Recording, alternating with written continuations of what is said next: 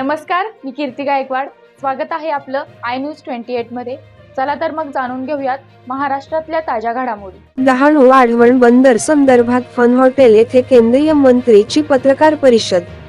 August 30 रोजी पंतप्रधानांच्या हस्ते वाढवण बंदराची पायाभरणी भूमिपूजन या निमित्त फन हॉटेल येथे ऑगस्ट 29 रोजी पत्रकार परिषद घेण्यात आली.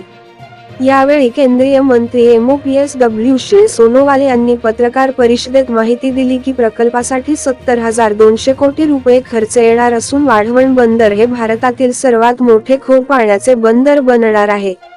हा प्रकल्प जागतिक दर्जाच्या पायाभूत सुविधा विकसित करण्यासाठी वचनबद्धता दर्शवितो. उद्योग व्यापार कनेक्टिव्हिटी वाढवते व 2047 पर्यंत भारताला विकसित राष्ट्र बनण्यासाठी पाहिलेले अमृतकाल स्वप्नाच्या दिशेने आणणार असल्याचे सांगितले.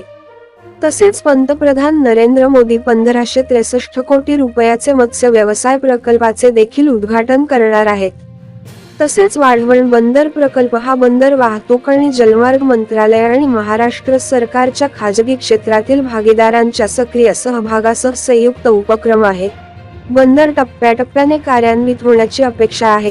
पहिला टप्पा 2028 पर्यंत पूर्ण होणार आहे. देशभरातील या क्षेत्राच्या पायाभूत सुविधा आणि उत्पादकता वाढवण्याचे उद्देशाने 214 मत्स्य व्यवसाय प्रकल्पाचे उद्घाटन हे पंतप्रधान करणार आहेत.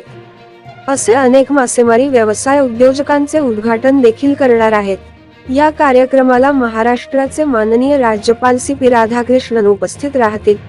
त्यांच्यासोबत महाराष्ट्राचे माननीय मुख्यमंत्री एकनाथ शिंदे आणि महाराष्ट्राचे माननीय मुख्यमंत्री देवेंद्र फडणवीस आणि अजितदादा पवार, केंद्रीय बंदरे व जलमार्ग मंत्री सर्वानंद सोनोवाल, मत्स्यपालन व दुग्ध व्यवसाय मंत्री राजीव रंजन सिंह, केंद्रीय बंदरे व जलमार्ग राज्यमंत्री शंतनू ठाकूर, तसेच महाराष्ट्र शासनाचे इतर मान्यवर मंत्री आणि स्थानिक लोकप्रतिनिधी देखील उपस्थित राहतील. तसेच या पत्रकार परिषदेत स्थानिक खासदार डॉक्टर सवरा व माजी खासदार राजेंद्र गावित सह पत्रकार उपस्थित होते. रिपोर्ट इंडिया न्यूज 28 साठी रहीम कुरेशी, डहाणू विधानसभा मतदारसंघाची रिपोर्ट.